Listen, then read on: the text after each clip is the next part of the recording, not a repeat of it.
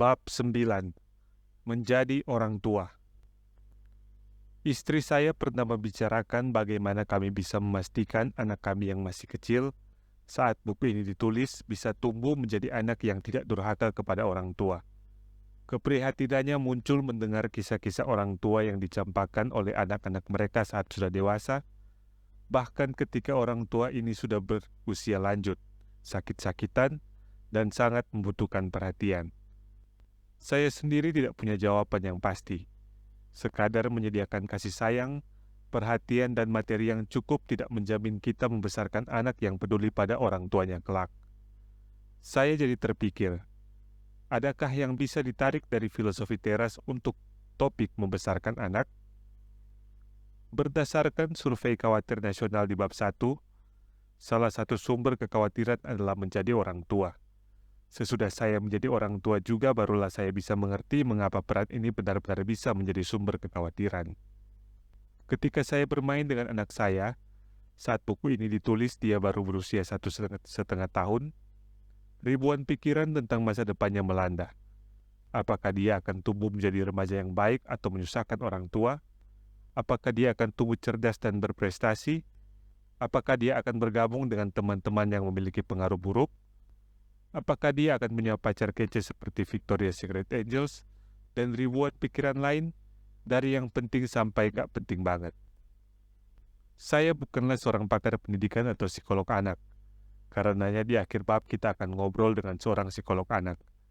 Dan sebagai orang tua pun saya tidak bisa dibilang sudah memiliki banyak pengalaman. Namun saat menulis buku ini, saya tergelitik untuk mengetahui apakah filosofi teras bisa diterapkan di dalam parenting juga. Saya tidak menemukan cukup banyak referensi mengenai stoicisme dan parenting. Jadi berikut ini lebih banyak dari interpretasi saya sendiri. Tentunya, saya berharap bagian ini bisa menjadi pemicu bagi para pakar pendidikan dan psikolog anak yang membaca buku ini untuk meneliti apakah prinsip-prinsip dalam filosofi teras sungguh bisa membantu kita menjadi orang tua yang lebih baik. Biasakan menggunakan nalar. Hidup haruslah selaras dengan alam. Jadi konsekuensi pertama dari prinsip ini adalah belajar menggunakan nalar. Bagi saya, artinya sejak kecil anak saya dibiasakan melakukan pilihan berdasarkan pertimbangannya sendiri, tentunya dalam kapasitas yang sesuai dengan tahap perkembangannya. Di bagian wawancara di akhir bab kita akan mendapatkan beberapa tips dari psikolog pendidikan mengenai penerapan hal ini. Konsekuensi anak bisa menggunakan nalar berarti kita harus mampu memberdayakan mereka untuk belajar berpikir, mengumpulkan informasi dan data, dan menarik kesimpulan sendiri.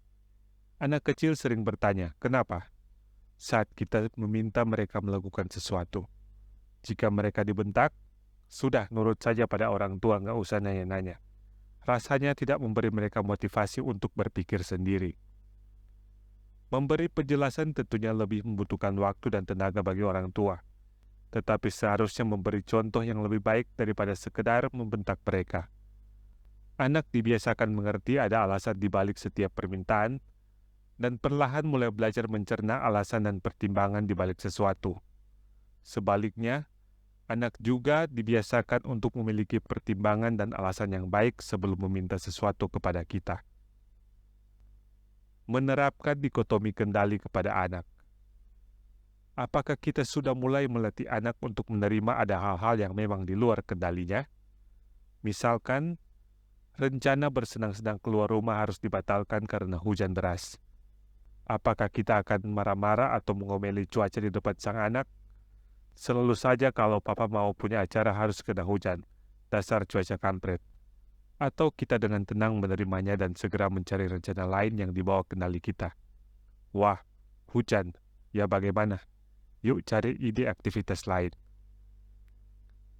Dalam artikel di Independent berjudul Parents of Successful Kids Have These 11 Things in Common, disebutkan bahwa salah satu kebiasaan orang tua dari anak-anak sukses adalah menghargai usaha lebih dari menghindari kegagalan.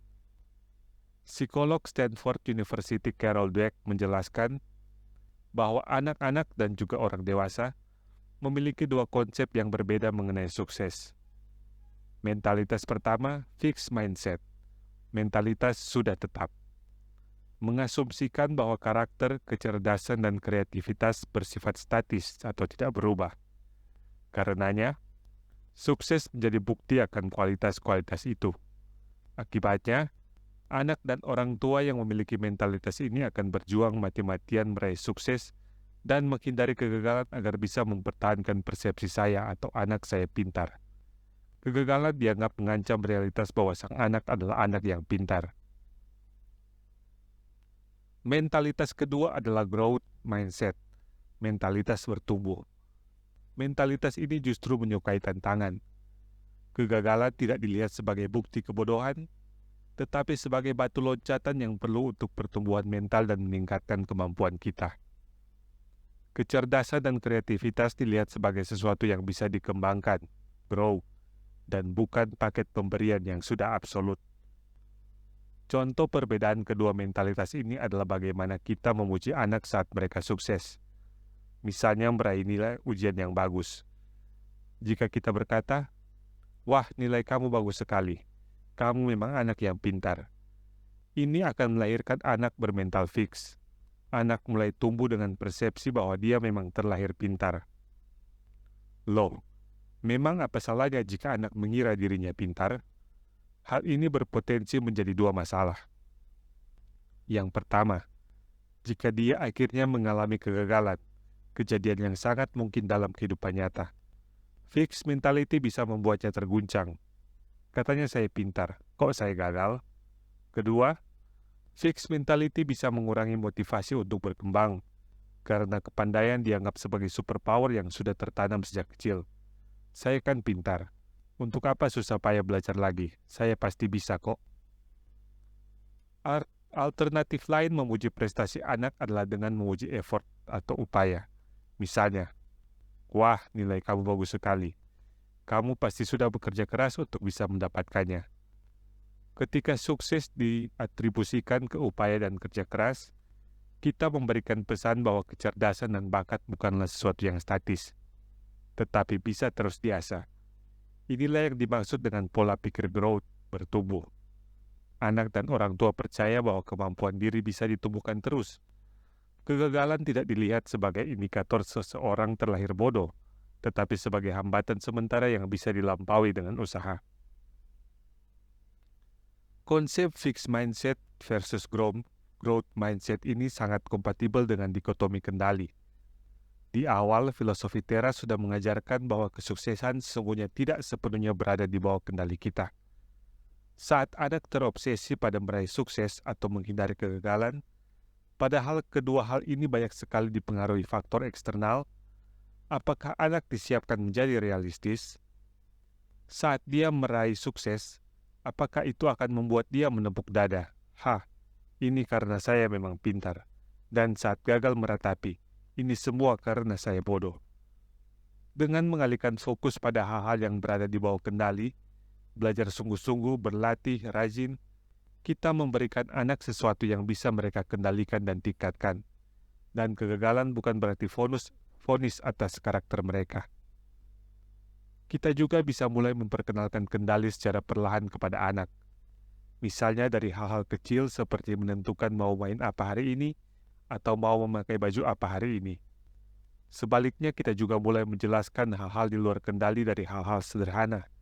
Misalnya saat cuaca buruk menghalangi acara bermain, atau saat si anak sakit sehingga tidak bisa bersekolah dan ketinggalan mata pelajaran. Kita bisa menunjukkan sikap tidak stres karena sakitnya itu sendiri, sesuatu yang di luar kendali orang tua dan juga si anak, dan lebih memfokuskan pada bagaimana bisa mengejar ketertinggalan misalnya. Semakin bertambah usia sang anak, tentunya percakapan yang kita miliki bisa lebih kompleks dan mendalam. Kita bisa bersama-sama membahas tentang dikotomi kendali.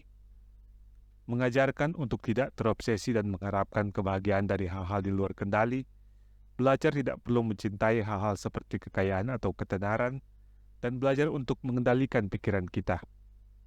Anak yang lebih dewasa juga bisa diajarkan bahwa dia punya kendali sepenuhnya atas emosinya, dan bagaimana sebisa mungkin dia tidak terlalu reaktif pada peristiwa di sekitarnya. Dikotomi kendali bagi orang tua. Mengajarkan dikotomi kendali kepada anak adalah suatu hal, tetapi menerapkan ke diri sendiri adalah hal lain lagi. Apakah kita mampu menerapkan dikotomi kendali ke diri kita sendiri sebagai orang tua? Menerapkan dikotomi kendali tidak hanya sekedar urusan memahami hal-hal mana yang ada di luar kendali kita, tetapi juga kerelaan untuk melepas ilusi kendali tersebut. Sebagai orang tua, rasanya melepas sebagian kendali menyangkut anak adalah hal yang paling sulit dilakukan. Saya pun pasti harus melalui ujian tersebut. Ini mungkin bisa menjadi salah satu jawaban terhadap tingginya kekhawatiran para orang tua mengenai peran ataupun anak-anak mereka. Seperti apa dikotomi kendali bagi orang tua?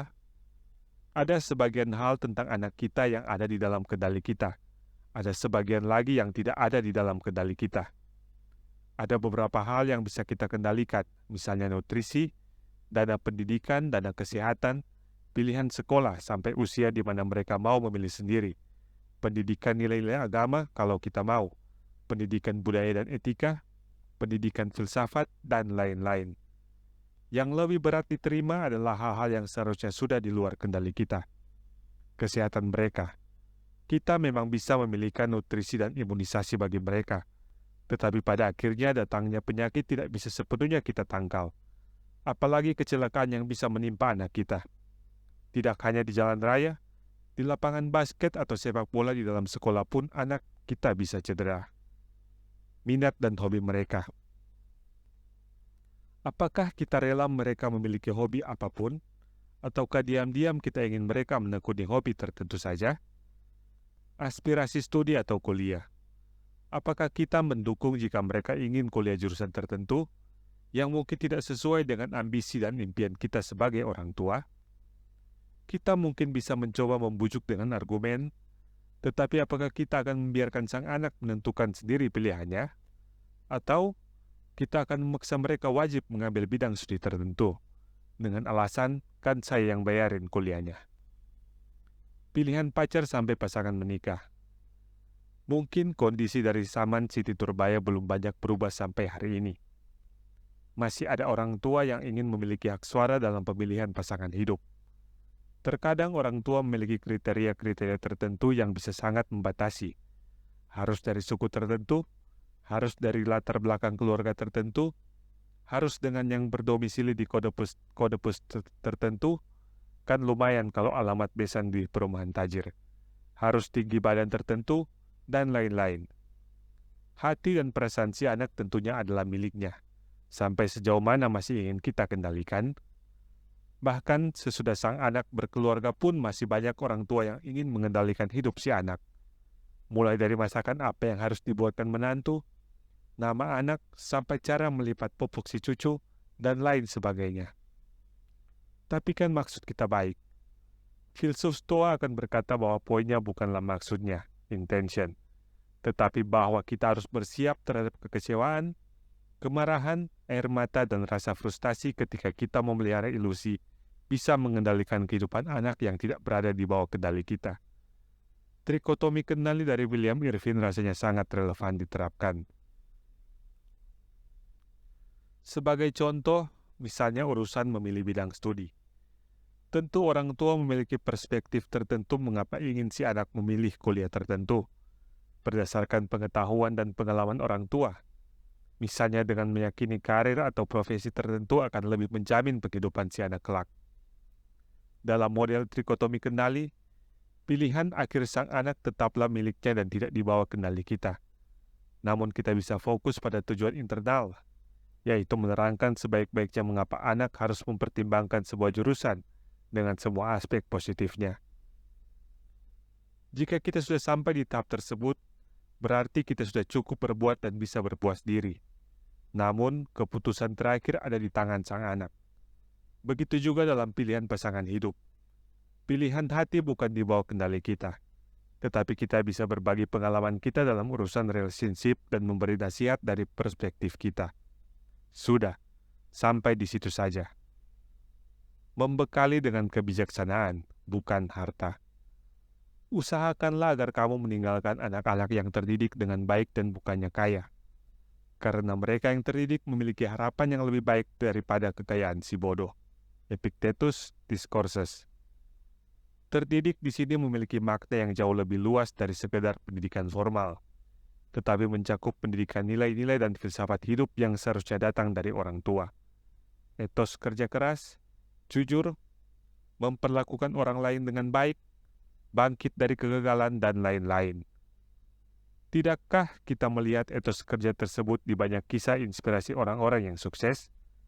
Mereka menjadi ulet, tangguh, tidak mudah putus asa, bijak dalam memperlakukan orang lain. Semua itu karena ditanamkan oleh orang tua sejak kecil.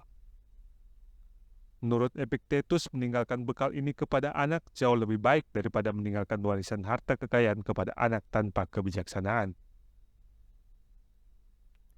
Pendidikan bagi anak laki-laki dan perempuan. Tidak ada macam kebajikan yang hanya untuk laki-laki dan kebajikan lain untuk perempuan.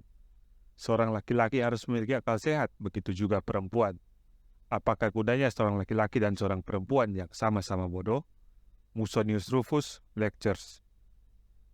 Musonius Rufus membahas khusus mengenai pendidikan laki-laki dan perempuan. Menurutnya, laki-laki dan perempuan sama dalam hal berikut: kemampuan bernalar, reasoning, panca indera dan anggota tubuh, keinginan untuk kebajikan, keinginan untuk perbuatan baik, dan ketidaksukaan akan kejahatan. Dia tidak percaya bahwa ada nilai-nilai kebajikan yang berlaku hanya untuk laki-laki. Karenanya Musonius menyimpulkan bahwa perempuan juga harus mendapatkan pendidikan yang sama, baik pendidikan nilai-nilai atau filosofi maupun pendidikan akademis. Pandangan yang telah lahir 2000 tahun yang lalu ini sangat maju untuk samanya, dan sungguh kontras dengan pandangan banyak orang tua masa kini yang masih menganggap anak perempuan tidak perlu belajar setinggi anak laki-laki. Alasannya umumnya adalah karena anak perempuan akan menikah dan hanya fokus pada urusan rumah tangga saja. Alasan lain adalah takut tidak ada laki-laki yang ingin menikah dengan perempuan yang berpendidikan tinggi. Padahal, sesungguhnya banyak sekali keuntungan bagi istri dan ibu untuk memiliki latar belakang pendidikan. Selain bisa mengajari anak-anaknya, istri berpendidikan bisa menjadi backup tulang punggung keluarga jika terjadi apa-apa dengan suami. Pendidikan membantu dalam mencari pekerjaan atau melakukan bisnis. Pentingnya anak bersosialisasi. Penerapan lain dari filosofi Teras dalam parenting adalah menyadari bahwa anak tumbuh dengan pengalaman sosialisasi yang memadai. Hal ini dikarenakan salah satu prinsip dasar filosofi Teras adalah manusia sebagai makhluk sosial. Hidup selaras dengan alam juga berarti anak harus dibiasakan hidup bersosialisasi.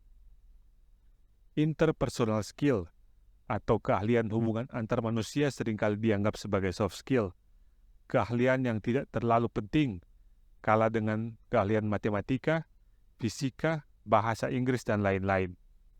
Walaupun keahlian-keahlian dalam aspek kognitif tetaplah penting, semakin banyak orang setuju bahwa kemampuan berinteraksi sosial dan bekerja sama dengan orang lain adalah faktor yang tidak kalah penting dalam menunjang kesuksesan seseorang.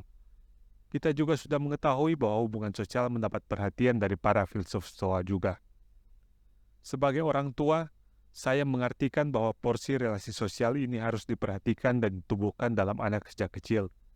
Saya sering mendengar kisah anak-anak yang kesehariannya tenggelam dari satu kursus ke kursus yang lain. Matematika, renang, balet, taekwondo, programming, dan lain-lain. Jika kegiatan-kegiatan tambahan itu membuka peluang si anak berhubungan dengan orang lain, tentunya tidak apa-apa.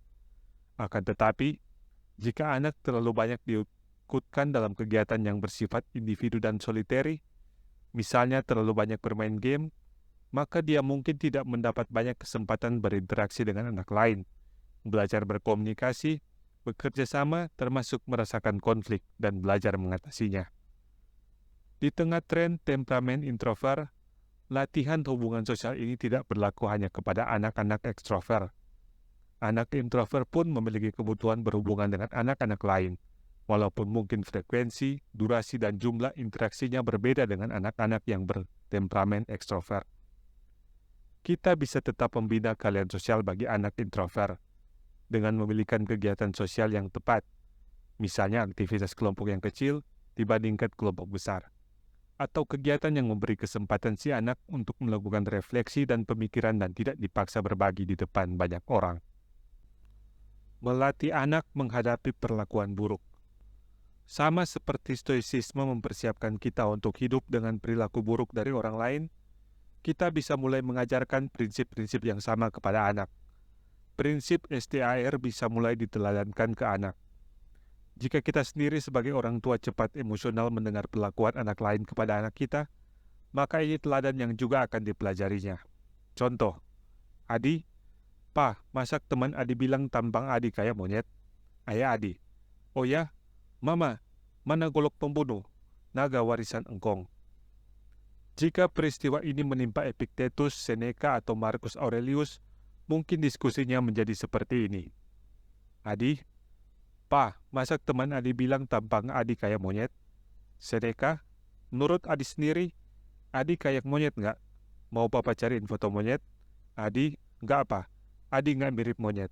Seneca, terus masalahnya di mana?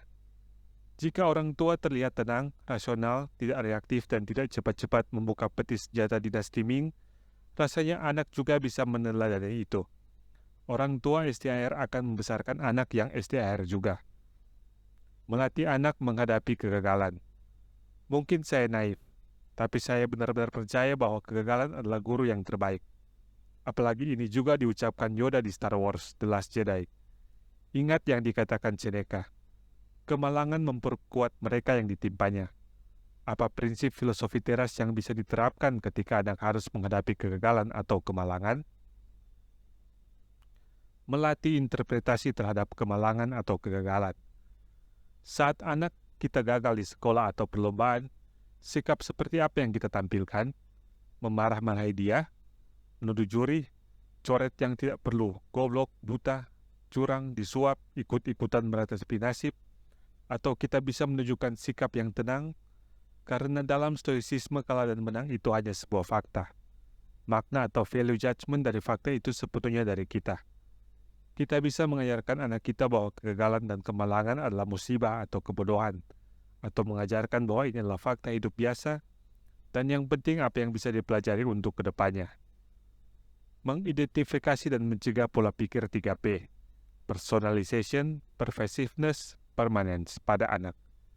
Kita harus cepat mengidentifikasi jika anak mulai terjebak dalam pola pikir 3P, menyalahkan diri sendiri secara berlebihan atas sebuah kegagalan atau musibah, kembali ke dikotomi kendali, memperlebar masalah ke aspek hidup lain, karena saya gagal mendapat 10 di matematika artinya saya anak yang bodoh di semua hal, dan menganggap rasa kecewa akan berlangsung selamanya. Stoicisme adalah filosofi yang sangat pragmatis dengan orientasi manajemen emosi melalui kendali nalar, persepsi, dan pertimbangan. Karenanya ia bukan filosofi untuk orang dewasa yang pemikir saja. Menurut saya prinsip-prinsipnya sangat relevan untuk ditanamkan sejak usia dini, tentunya sekali lagi dengan memperhatikan tahap perkembangan daya tangkap si anak. Misalnya dikotomi kendali tidak perlu disebutkan kepada anak berusia 6 tahun tentunya. Tetapi esensinya bisa disampaikan dengan proses dialog dan tanya jawab. Ketika anak semakin dewasa, konsep-konsep filosofi teras bisa disampaikan dengan lebih gamblang. Tidak merasa anak berhutang kepada kita. Pernahkah kita mendengar ujaran seperti ini? Kamu tidak tahu pengorbanan ibu mengandungmu selama 9 bulan. Jangan durhaka kamu. Bapak ibu sudah berkorban begitu banyak untuk membesarkanmu. Dulu kami harus bergadang mengurusmu saat sakit. Sekarang kamu kurang ajar seperti ini. Pernah mendengar kata-kata seperti di atas? Atau mungkin pernah mengucapkannya sendiri kepada anak? Rasanya konsep anak harus berbakti kepada orang tua karena pengorbanan orang tua sangat familiar bagi kita. Segala jeripayah, pengorbanan, bahkan penderitaan kita menjadi orang tua diperlakukan sebagai investasi.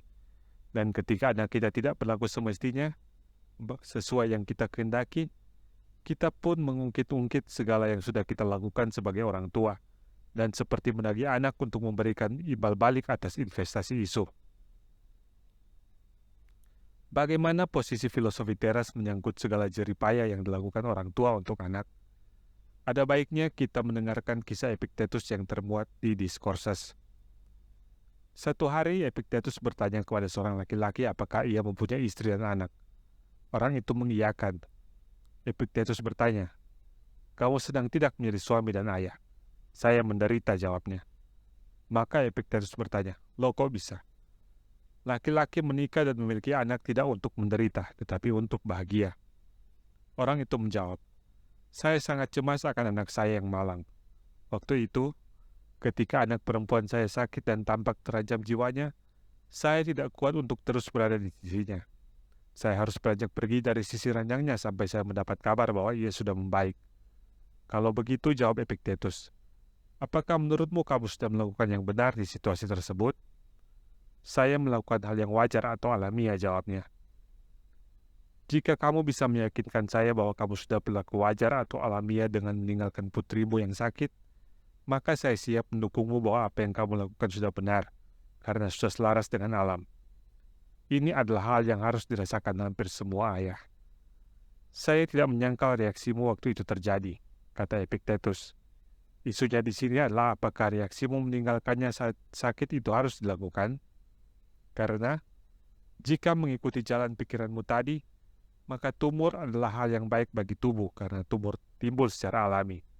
Jadi tunjukkan pada saya bahwa apa yang kamu lakukan meninggalkan anakmu saat sakit adalah hal alami. Rasanya saya tidak mampu. Ya sudah, bagaimana kalau Anda yang menunjukkan mengapa hal yang saya lakukan tidak selaras dengan alam dan tidak semestinya terjadi? Katakan pada saya apakah kasih sayang antar keluarga adalah hal yang baik dan selaras dengan alam. Tentunya.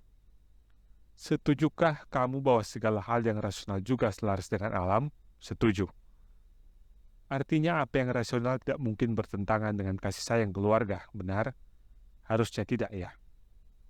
Karena jika hal rasional bertentangan dengan kasih sayang keluarga, maka yang satu selaras dengan alam dan satunya lagi tidak, benar.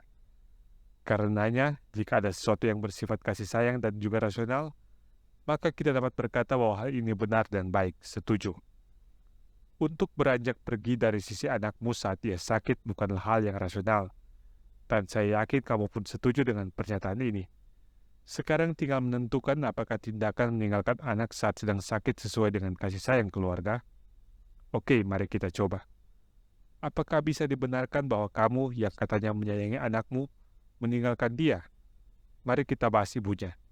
Tidakkah ibunya juga sayang pada putrinya? Tentu saja. Kalau begitu, haruskah dia juga meninggalkan putrinya? Tentu tidak. Bagaimana dengan perawatnya? Apakah perawatnya juga sayang pada si anak ini?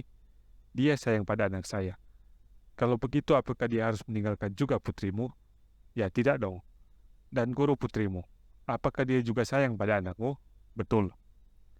Kalau meninggalkan putrimu yang sakit adalah tanda sayang, maka seharusnya anakmu ditinggalkan oleh kedua orang tuanya dan juga oleh sebab penjaganya yang menyayanginya, agar dia mati dikelilingi orang-orang yang tidak peduli kepadanya. Waduh, tentu tidak. Jika kamu sendiri sakit, apakah kamu mengingini keluargamu, istrimu, anak-anakmu, dan seluruh isi rumahmu menelantarkanmu sendirian sebagai bukti mereka sayang padamu? Tidak mau. Kamu hanya berharap ditinggalkan seseorang saat kamu sedang sakit hanya jika orang itu adalah musuhmu, bukan? Karenanya, kesimpulannya adalah apa yang kamu lakukan dengan meninggalkan putrimu saat sakit bukanlah tanda kasih sayang sama sekali. Percakapan antara Epiktetus dengan seorang ayah ini bagi saya menunjukkan bahwa menyayangi dan merawat anak kita dalam kondisi apapun adalah hal yang selaras dengan alam dan juga sudah semestinya dilakukan oleh orang tua yang menyayangi anak kita. Jika kita memutuskan menjadi orang tua dengan melahirkan jiwa baru ke dunia ini, maka merawat dan menyayangi mereka sudah menjadi konsekuensinya, terlepas apakah anak kita akan membalasnya atau tidak.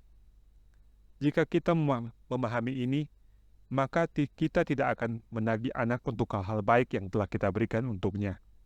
Karena itu semua sudah semestinya dan baik kita lakukan. Ini bagaikan seorang dokter yang terus-menerus mengingatkan dan menagih hutang budi kepada kita karena dia sudah menyembuhkan kita dari sakit. Lakan memang sudah tugasnya. Anak memang bisa diharapkan untuk berlaku sopan dan hormat kepada orang tua. Namun jika dia tidak melakukannya, kita tidak perlu berusaha membuatnya merasa bersalah, guilt trip, dengan mengungkit-ungkit segala hal yang memang sudah semestinya kita lakukan sebagai orang tua. Menghadapi kehilangan anak. Saya pernah mendengar seorang berkata, tidak ada kesedihan yang lebih besar dari kesedihan orang tua yang harus menguburkan anaknya.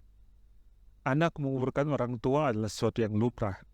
Yang lebih tua harus terlebih dahulu meninggalkan yang lebih muda. Namun untuk bisa mengandung, membawa manusia baru ke dalam dunia sebagai anak, dan kemudian harus menyaksikannya meninggalkan kita juga, tak terbayangkan duka yang bisa dirasakan. Apa yang bisa ditawarkan filosofi teras di dalam situasi ini? Saat Seneca, sang filsuf yang juga seorang politisi, harus menjalani pembuangan di Pulau Korsika oleh Kaisar Claudius, ia menyadari duka yang dirasakan oleh ibunya yang masih hidup, Helvia.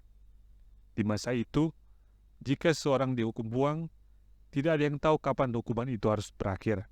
Terkadang, pembuangan baru berhenti saat terjadi pergantian kekuasaan. Di dalam pembuangan, Seneca menuliskan surat untuk menghibur hati ibunya, dan di dalamnya dia juga menyentuh situasi di mana orang tua harus ditinggalkan anak mereka selama-lamanya. Janganlah engkau menggunakan alasan sebagai perempuan untuk berduka berlebihan, karena perempuan telah mendapatkan hak untuk berkubang di dalam air mata, tetapi tidak untuk selama-lamanya. Karena inilah nenek moyang kita mengizinkan janda untuk berkabung selama 10 bulan. Mereka tidak melarang berkabung, tetapi membatasinya. Karena berduka tak henti atas kehilangan seorang tercinta sesungguhnya adalah keegoisan yang bodoh. Sebaliknya, tidak merasakan duka sama sekali adalah tak berhati. Jalan tengah terbaik antara kasih sayang dan akal sehat adalah untuk merasakan kehilangan dan di saat yang sama menaklukkannya. Saya mengerti bahwa emosi yang begitu kuat sulit dikendalikan oleh kita, apalagi emosi yang lahir dari duka cita. Terkadang kita ingin meremukannya dan menelan keluh kesah kita, tetapi dengan mencoba berpura-pura, air mata kita masih juga menetes. Terkadang kita ingin mengalihkan perhatian kita dengan menonton pertunjukan atau hiburan, tetapi kenikmatan kita saat menonton berkurang saat teringat kehilangan kita. Karenanya, lebih baik jika kita menaklukkan kesedihan daripada mencoba menipu diri sendiri. Karena duka cita yang dicoba ditutupi atau dialihkan perhatiannya akan terus kembali dengan kekuatan yang lebih besar. Namun duka cita yang telah ditaklukkan nalar akan tenang selamanya. Saya tersentuh sekali saat membaca bagian tulisan Seneca dari Consolations to Helvia, penghiburan untuk Helvia ini. Seneca menunjukkan empati dan pengertian yang luar biasa terhadap betapa dalamnya duka cita orang tua yang kehilangan anaknya. Tetapi di saat yang sama tetap teguh bahwa nalar tidak boleh diabaikan, bahkan di situasi sesulit apapun. Ini berarti berani menghadapi duka cita itu, tidak lari darinya, atau berusaha menutupinya dengan mengalihkan perhatian. Duka cita itu dirasakan dan dihadapi. Namun di saat yang sama, Seneca berkata bahwa kita tidak boleh sampai berlarut-larut di atas kesedihan itu, bahkan sampai dibawa mati. Karenanya, kita harus menaklukkannya dengan nalar dan rasional. Prinsipnya sama dengan yang dibahas dalam bab-bab sebelumnya mengenai menghadapi tantangan, kesialan sehari-hari, atau orang-orang yang menjengkelkan, yaitu mengendalikan sepenuhnya interpretasi, persepsi, value judgment kita atas kehilangan kita. Bagi filosofi teras, meninggalnya seorang anak adalah sebuah fakta yang netral, bukan hal yang baik dan bukan hal yang buruk. Kemudian, manusialah yang menginterpretasikan dan memberikan maknanya sendiri. Misalnya, anak saya meninggal karena hukuman Tuhan atas dosa-dosa saya. Anak saya meninggal karena kesalahan saya dan saya adalah ibu yang buruk. Anak saya dipanggil pulang. Ini sudah rencananya dan saya bersyukur ia pernah hadir dalam hidup saya.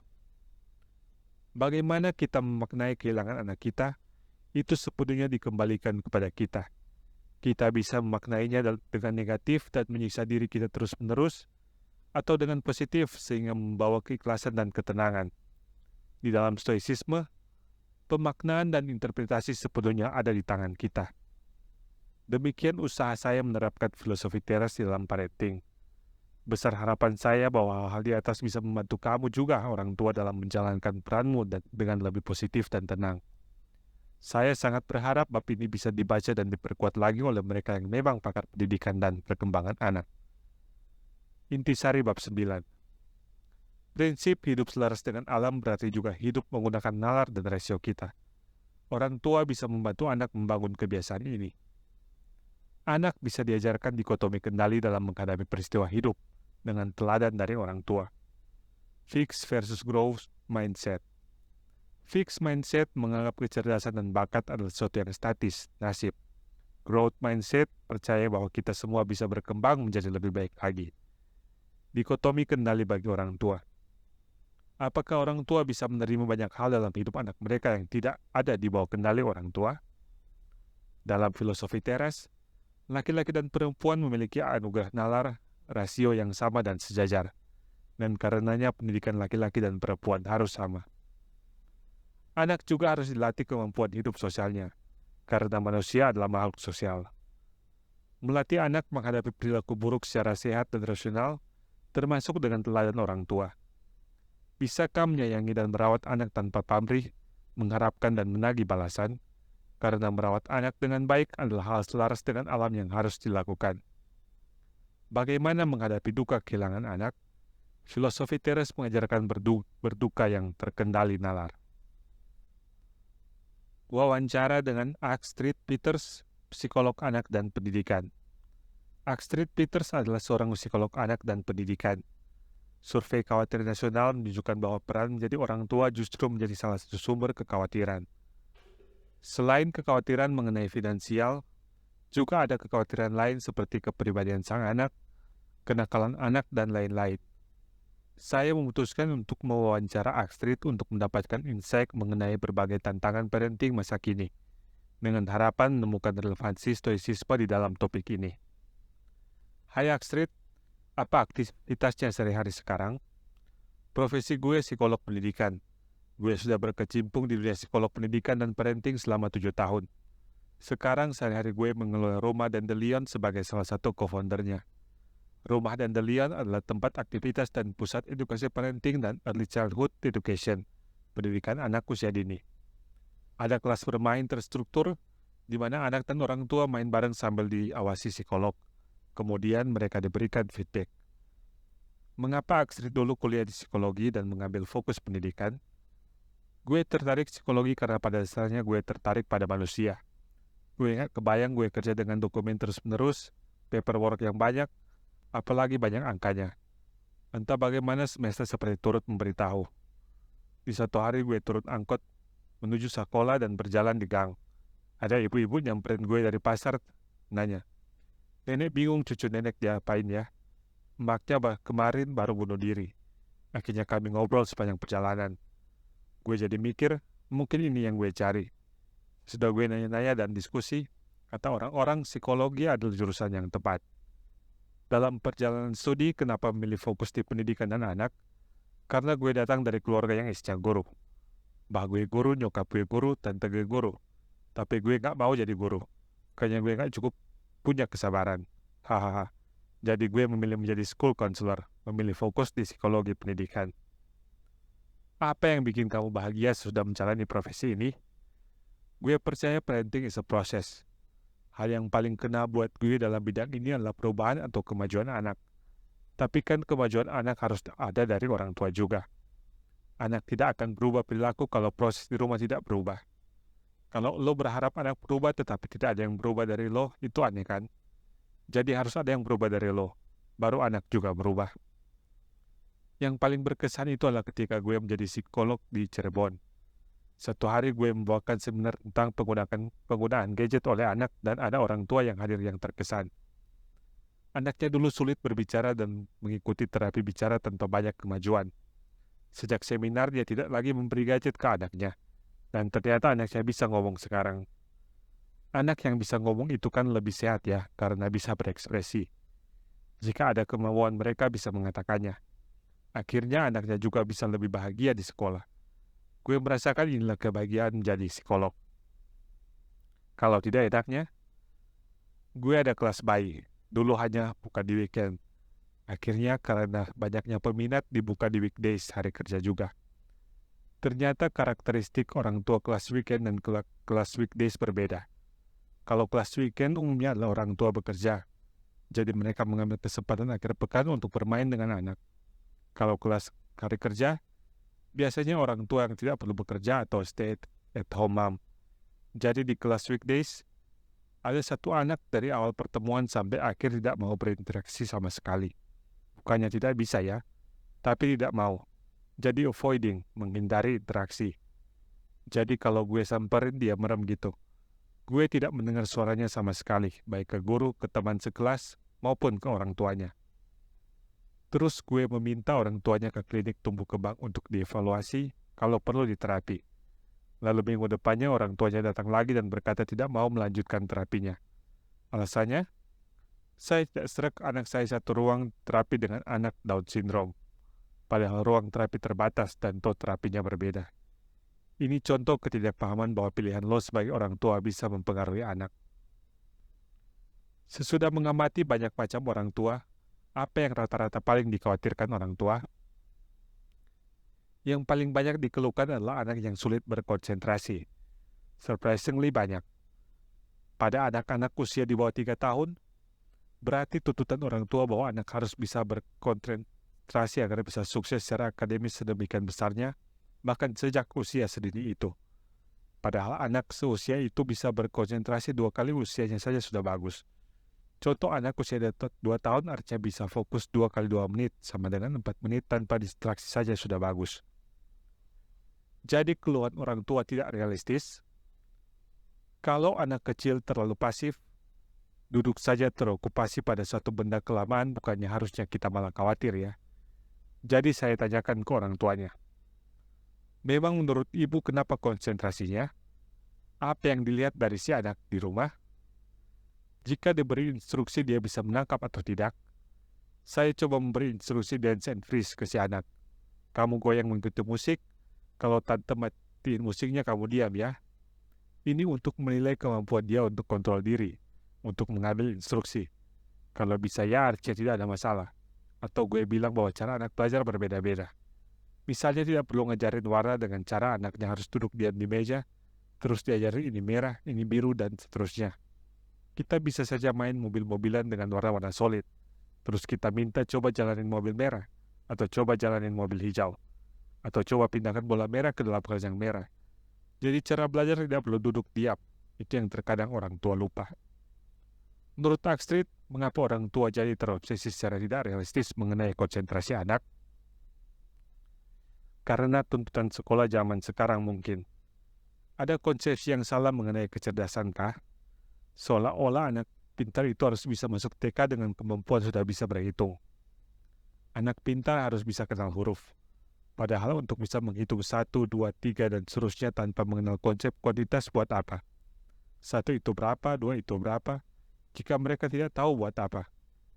Jika mereka tahu huruf A, B, C, tapi tidak tahu bunyinya seperti apa saat digabung jadi kata, untuk apa? Daripada belajar huruf dan angka, kenapa tidak main kata saja? Misalnya kuda, dannya diganti di, jadi apa? Kudi. Mereka familiar dulu dengan sound. Jadi ada yang lompat step. Orang tua tidak realistis, tapi juga karena tuntutan sekolah bahwa anaknya harus sudah jadi. Ada SD yang menurut anak yang masuk sudah harus bisa baca. Ditambah keterbatasan informasi bahwa it's okay anak itu belajar pelan-pelan. Anak yang bisa membaca di usia 4 tahun dengan yang baru bisa membaca di usia 7 tahun, bedanya apa sih? Pada akhirnya yang menentukan adalah minat baca, bukan kemampuan baca.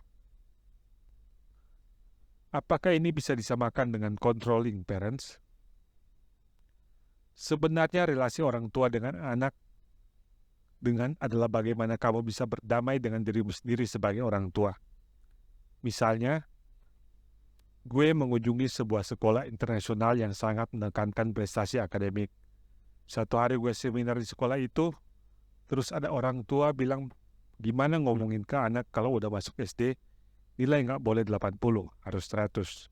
Terus anaknya nanya balik ke orang tuanya, kan 80 sudah bagus. Dan orang tuanya bertanya ke gue harus bilang apa ke anak itu? Ya kenapa juga anak itu harus dapat 100? Ada anggapan bahwa seorang menjadi better parents kalau anaknya berprestasi di sekolah. Karenanya, memberi bad news ke orang tua itu sangat susah. Misalnya memberitahu bahwa anaknya memiliki kebutuhan khusus, tidak cocok di sekolah tertentu. Itu sangat sulit karena itu menyinggung personal mereka sebagai parents. Padahal belum tentu salah mereka juga, jadi personal. Memang apa salahnya menjadi orang tua yang demanding? Kan untuk kemajuan anaknya juga. Gue berpendapat satu hal tidak worth berarti dikejar kalau lo tidak enjoy mengejarnya. Karena pada akhirnya lo bisa belajar lebih banyak ketika lo menikmati the journey, not the result. Misalnya ada seorang anak juara internasional taekwondo. Dia berantem sama temannya yang tidak bisa taekwondo, terus dia menendang temannya. Tetapi anak ini sebenarnya diprovokasi. Kemudian saya tanya ke anak ini, kenapa kamu mudah diprovokasi? Dia menjawab bahwa dia sangat lelah. Memang apa yang kamu kerjakan sampai lelah? Jawabnya, bayangin miss, untuk ikut kejuaraan taekwondo saya harus latihan 5 hari seminggu sesudah pulang sekolah. Padahal sekolahnya metode Cambridge, kurikulum internasional. Dan dia hanya punya 2 hari di weekend. Itu pun harus diisi dengan olahraga yang berbeda untuk menjaga ototnya. Dan dia juga melakukan diet. Anak ini masih kelas 1 SMP. Terus saya tanya, kamu tidak senang dengan semua ini? Dia menjawab, kalau boleh milih, gue lebih suka sepak bola. Terus kenapa kamu tidak bilang ke orang tua? Karena sepak bola tidak bisa membuat saya menjadi juara internasional. Dia sama sekali tidak fun atau enjoy. Jadi buat apa? Setiap bangun tidur dia melihat jam sudah merasa berat. Ini baru anak SMP loh. Akhirnya dia tidak belajar apa-apa. Belajar dari kasus ini, bagaimana dong kita harus menjadi orang tua? Silakan memperkenalkan anak kepada banyak hal, hobi atau aktivitas. Tetapi jangan memaksa mana yang dia harus kejar. Memperkenalkan banyak hal dan fasilitas itu tidak sama dengan memaksa. Kita memberikan fasilitas dan pilihan.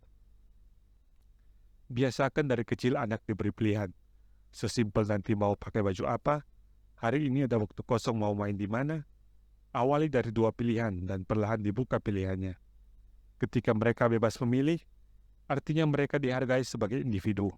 Dan mereka akan menjadi individu yang lebih sehat. Mereka berani speak up their mind. Dan mereka mengenali diri sendiri. Oh ternyata gue sukanya ini. Gue sering bertemu anak remaja dan gue tanya, nanti rencana karirnya apa? Mereka menjawab, tidak tahu, gue ikut apa saja. Mereka tidak biasa memilih, tidak mengenal dirinya sendiri. Akstrid menangani anak dari rentang umur yang cukup lebar, dari balita sampai remaja. Apakah ada observasi menarik dari anak-anak yang tangguh dan ulet? Atau sebaliknya anak-anak yang tidak ulet, vulnerable? Apa perbedaan di antara mereka? Kepribadian yang tangguh atau vulnerable adalah gabungan dari pengalaman dan karakter bawaan. Kalau karakter bawaan, memang ada sebagian orang yang terlahir tidak sebaperan itu. Tetapi selain itu, lingkungannya bisa tidak mensupport dia. Apalagi di fase usia 3-5 tahun saat mereka mencoba berinisiatif. Contoh, anak berinisiatif mencuci piring sendiri atau mengambil baju sendiri dari lemari, tapi malah dimarahi. Kamu malah bikin berantakan saja. Lemari baju jadi berantakan dan seterusnya. Akhirnya dia merasa bahwa inisiatif dia percuma. Saya bukan orang yang berinisiatif duluan, karena hanya akan melakukan kesalahan. Ini akan berdampak pada kepribadian dia, sehingga jadi tidak mau mencoba sesuatu yang baru. Kemudian dia menjadi seseorang yang terus berpikiran, saya nggak boleh salah, saya nggak boleh salah, saya nggak boleh salah. Akhirnya anak yang merasa tidak boleh salah akan menjadi lebih vulnerable, rentan. Jadi respon dari orang tua sejak anak masih kecil ada membentuk kepribadian anak. Selain karakter bawaan dan situasi lingkungan sekitarnya seperti apa. Saya juga pernah membaca salah satu cara kita bisa mengidentifikasikan seorang resilient, tangguh atau tidak adalah dari selera humornya. Apakah lo bisa menertawakan diri sendiri ketika gagal? Dan ketika orang tua mencontohkan itu, misalnya, iya mama salah ya, maaf ya, hahaha. Itu mengirimkan pesan bahwa it's okay to make mistake. Memang anak kecil bisa mencapai tahap menertawakan diri sendiri? Bisa. Anak itu observer yang menakutkan, hahaha. Pernah nggak lihat anak yang kita marah atau komplain dan mikir, kok dia mirip banget istri atau saya sendiri ya? Dia menyerap. Apapun perilaku kita, mereka melihat itu dan mereka mengira itu yang benar. Kalau begitu, apa yang bisa orang tua lakukan agar menjadi contoh bagi anak menjadi resilient, ulet dan tangguh? Kalau mau menjadi parents yang sehat, ingatlah bahwa tidak ada yang sempurna. Dan benar-benar memikirkan nilai-nilai apa yang ingin anak kita miliki. Dan kita harus hidup sesuai dengan nilai tersebut.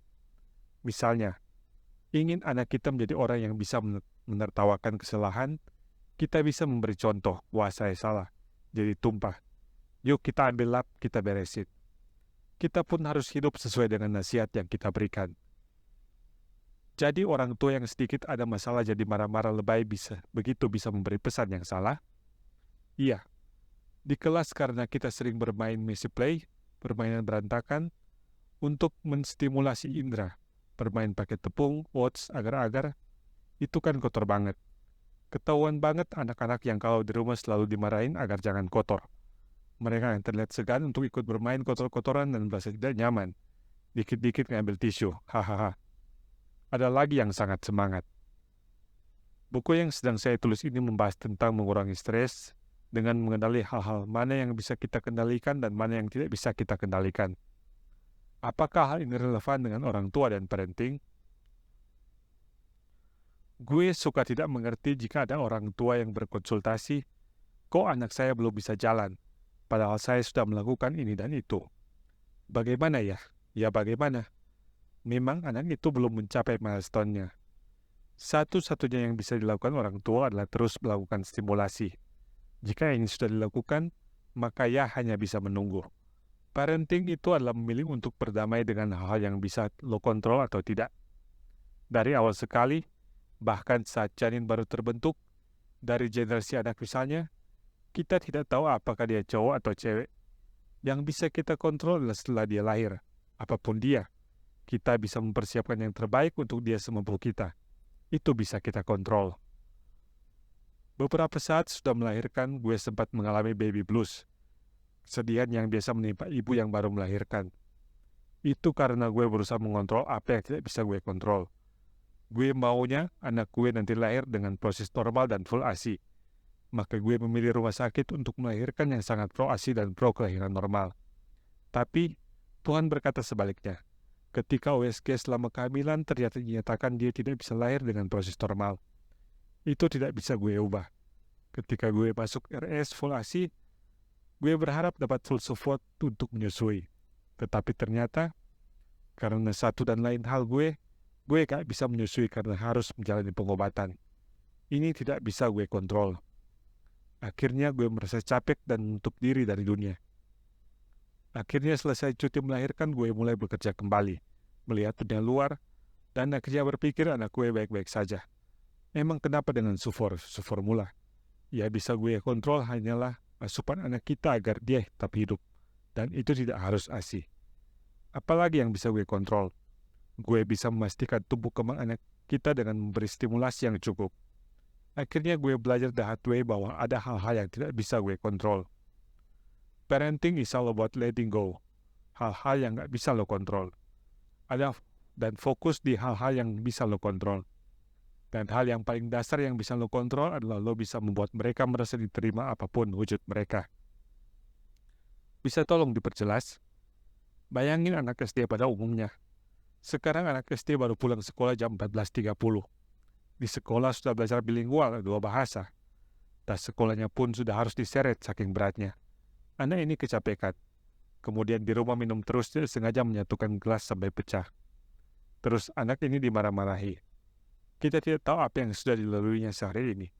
Jadi sesimpel lo bisa menerima dia as the way they are, dia merasa aman dari siapapun di dekat lo. Itu yang bisa lo kontrol.